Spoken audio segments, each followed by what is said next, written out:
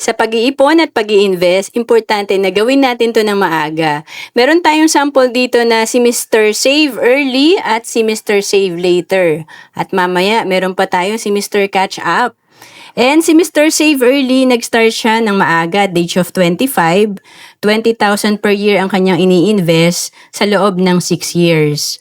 And pag edad niya ng 60, pag siya ay nag-retire na, nasa 5.4 million yung projected fund niya. And tignan naman natin si Mr. Save Later na at the age of 31 siya nag-start, nag-delay siya ng 6 years. 20,000 per year din ang kanyang iniipon sa loob ng 6 years. Pero pag edad niya ng 60, pag siya ay nag-retire na, nasa 2.7 million lang ang kanyang fund. Compare kay Mr. Save Early na 5.4 million, kalahati lang. And sabi ni Mr. Catch Up, hahabol ako. Kaya nag-delay siya ng 6 years din, at the age of 31 din siya nag-start. Ang ginawa niya, instead na 6 years lang siya mag-ipon ng 20,000 per year, hanggang 60 years old siya nag-ipon.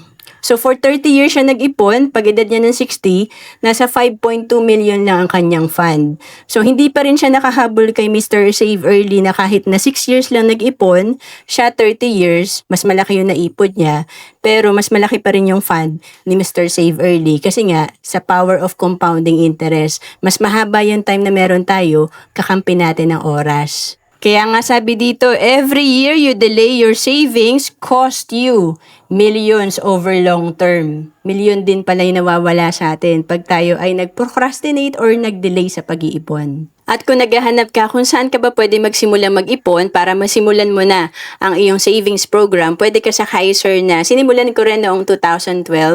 And ito ay pwede sa 10 years old hanggang 60 years old. Magbigay tayo ng halimbawa, yung pwede sa 10 years old hanggang 40 years old na minimum plan, K45 na nasa 88 pesos per day lang or 2,647 per month.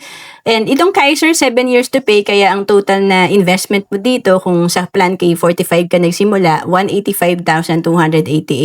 And sa total investment mo na 185,000, pag ito ay nag-mature na after 20 years, ito ay nasa 524,776 na.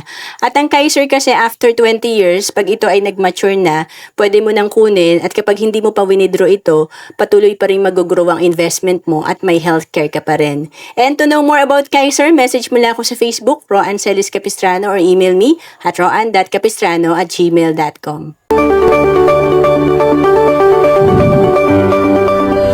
Hindi natin hawak ang oras at panahon, lalo na't breadwinner ka.